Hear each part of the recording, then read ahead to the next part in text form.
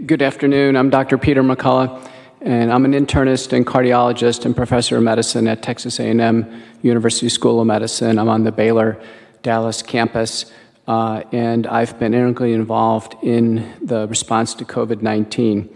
The opinions I'll express are those of my own and not necessarily those of my institution.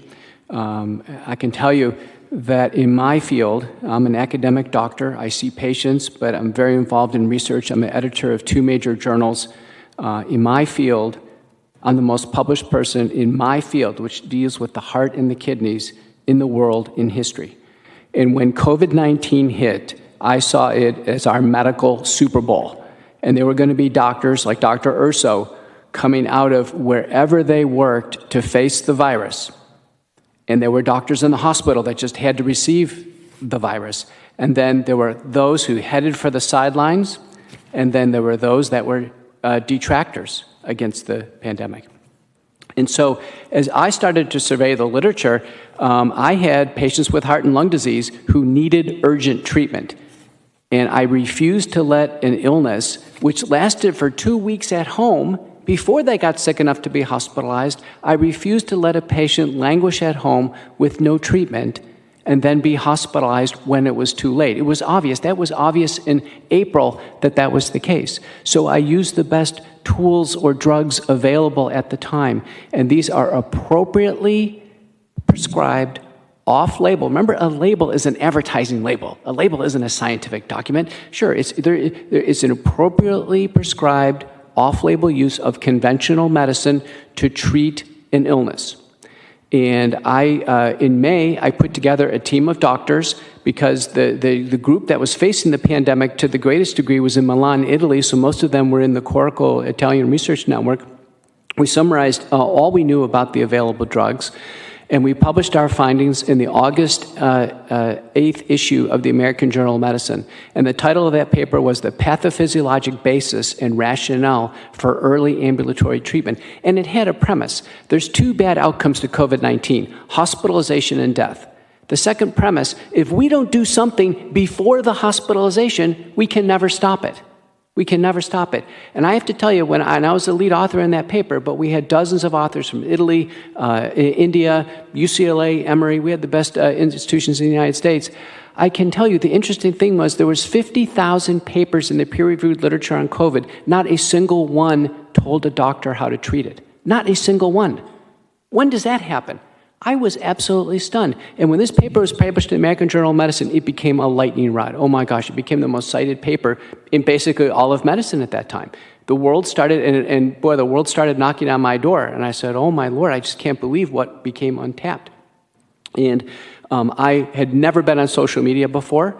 My daughter, who was home from law school, was talking to her about it. She said, well, why don't you make a YouTube video?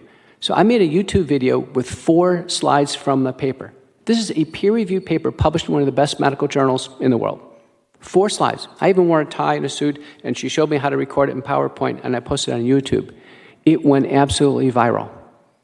And within about a week, YouTube said, you violated the terms of the community. And that's when Senator Johnson's office got involved in Washington and said, oh my gosh, this is important scientific information to help patients in the middle of this crisis, and social media is striking it down. Based on what authority? Well, one thing led to another, and I became the lead witness for the U.S. Senate testimony of November 19th, 2020. And the reason why there was Senate testimony is because there was a near total block on any information of treatment to patients. A near total block. And so what had happened over time is that we had gotten into a cycle in America of no information on treatment. Patients actually think that the virus is untreatable.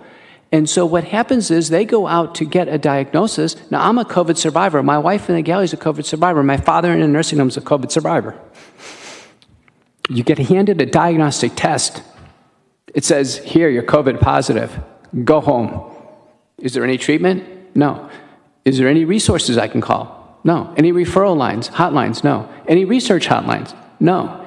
That's the standard of care in the United States. And if we go to any one of our testing centers today in Texas, I bet that's the standard of care. I bet that's the standard of care.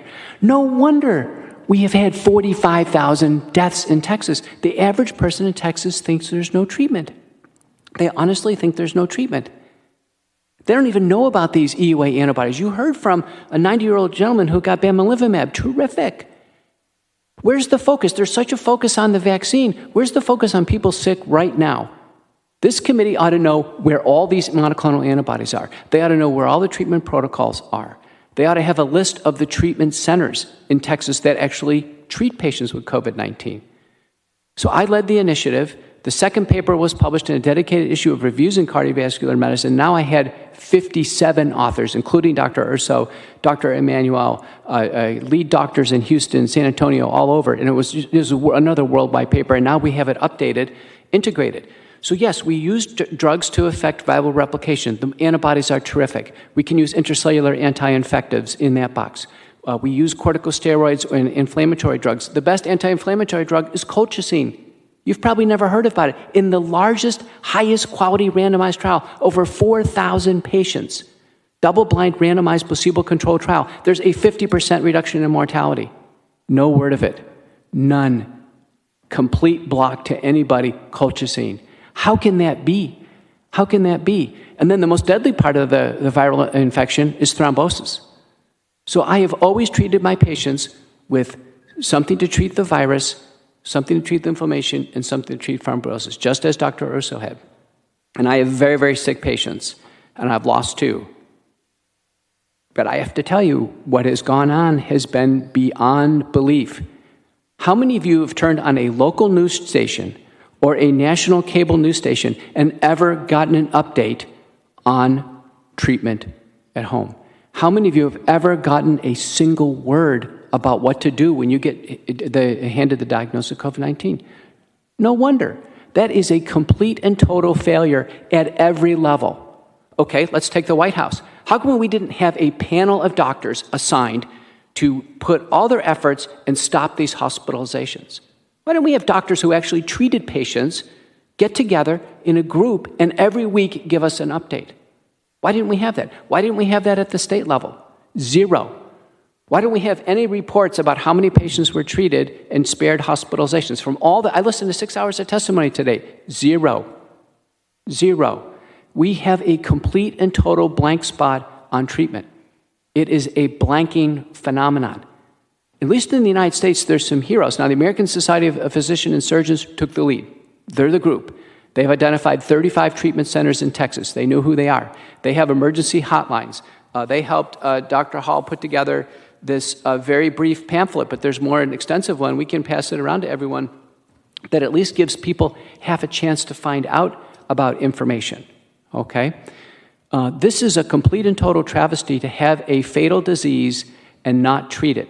Now, the National Institutes of Health and the Infectious Disease Society of America started putting out guidelines on the treatment of COVID-19, and to this date, they nearly exclusively deal with the hospitalized patient.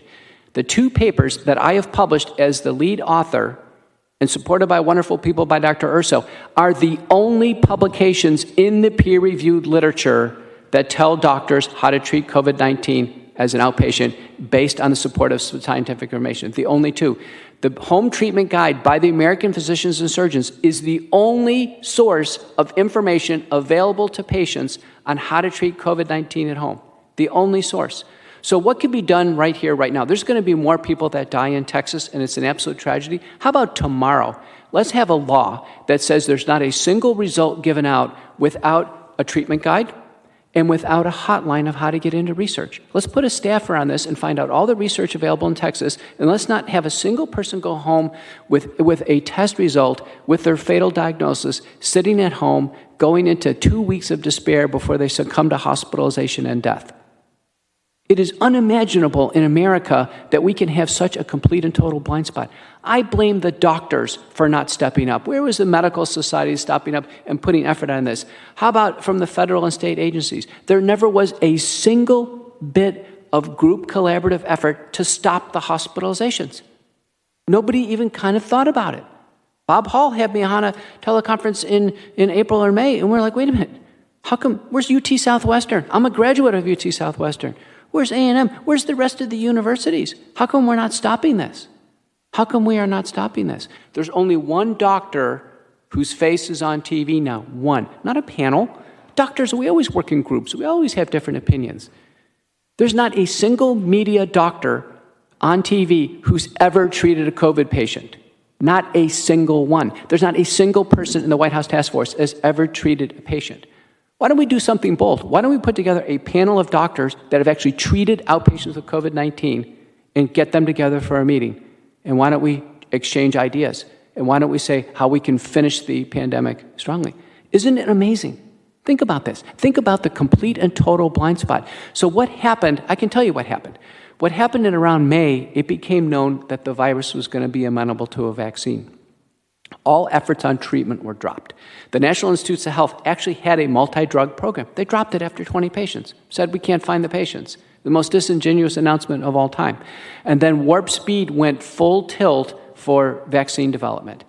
And there was a silencing of any information on treatment. Any. Silencing. Scrubbed from Twitter, YouTube. Can't get papers published on this. We can't even get information out in our own medical literature on this. There's been a complete scrubbing. So this program has been one of try to reduce the spread of the virus and wait for a vaccine. And when we vaccinate, all efforts have to be on vaccination. And probably I had 4 hours of vaccination on here. So my testimony as I sit here today is COVID-19 has always been a treatable illness. A very large study from McKinney, Texas, another one from New York City, show that when doctors treat patients early who are over age 50 with medical problems with a sequenced multi-drug approach with the available drugs, 4 to 6 drugs that are available to them, now the monoclonal antibodies are better, there's an 85% reduction in hospitalizations and death. 85%. 85%. I want you to remember that number, 85%. We have over 500,000 deaths in the United States. The preventable fraction could have been as high as 85% if our pandemic response would have been laser focused on the problem, the sick patient right in front of us. We were focused over here and focused over there and focused on masks and what have you. Laser focused, sick patient, treat them. We lost focus on the most fundamental thing. That's my testimony. Yeah, thank you. I can tell how passionate you are and certainly have been a leader in talking about preventive protocols and also the ambulatory stage. And I do think that has been missing, and it's been a concern because COVID-19 is going to be with us, right? And the message is that there are drugs out there that work. There are therapies out there that work. But no single one works alone. And so the dismissive mistake was to do a very small study. Oh, we studied 200 patients, and we used ivermectin, hydroxychloroquine, and it didn't work. That's like cancer and picking one drug and saying, oh, it doesn't reduce cancer mortality. We never do that in cancer. We never did that in AIDS. We don't do it in hepatitis C. What we look for is signals of benefit and acceptable safety, and then we combine them. And that's all we've done. So, but this independent declaration, drug by drug, that drugs don't work, has been, and that's on us. That's been our medical house. That's been a giant error that we've made on our side. We never should have expected single drugs to reduce mortality, but drugs in combination against a fatal viral infection, we should have. This entire session is learn from lessons. I know we're running short on time. Senator Hall, you have one question or? Real quick. I'd asked the question earlier when Dr. Hellestat was here about the idea that fits in with what you've talked about, is that when we test someone, rather than just give them, yep, you're positive, you're negative, be on your way, that we at least provide them information of what we know out there can be used. Not trying to play the role of doctor out there. Do you agree with Dr. Hellestat's interpretation that should not be done because it's setting up a doctor-patient relationship and simply informing people or providing with over-the-counter drugs so that we could possibly have the early treatment for these folks rather than wait till they show up in the hospital?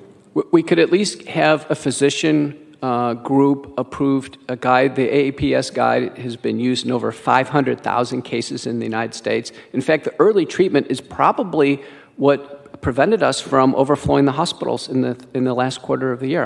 When I testified, I said, listen, we're on track, and I was very convinced of this. We're on track of overflowing our hospitals. Our break point was 135,000 in the hospitals in the United States. We hit 128. Now, the curve started going down long before the vaccine. Early treatment kicked up. Ivermectin use skyrocketed. Hydroxychloroquine, monoclonal antibodies, as much as we can push them. Sadly, the monoclonal antibodies are still sitting on the shelf in a lot of places. But committees like this ought to be saying, listen, where are those monoclonal antibodies? Are we stocking them at the nursing home? What are the big nursing home chains? What are the big urgent care chains in Texas? And what are they doing? What are their early treatment protocols? These are blank spots. I bet nobody here has even thought about this. This is really low-hanging fruit that we can tackle. The bottom line is a lot of doctors have checked out, and when patients call them, they say, I don't treat COVID. And when I asked those doctors, I said, you don't treat COVID? How come? They go, well, there's no treatment. I said, but do you call them 2 days later to see how they're doing? No. So what's that? That's not I don't treat COVID. That's I don't care anymore. That's a loss of compassion. So we have a crisis of compassion in our country in the medical field. That's in our house right now. But for every doctor that's ever told a patient that they don't treat COVID, okay, but then they call them 2 days later and help them get oxygen or see how they're doing? If the answer is no, that's the Hippocratic Oath going out. And that's on us. And I'm telling you, we have a real self-check to do in the House of Medicine.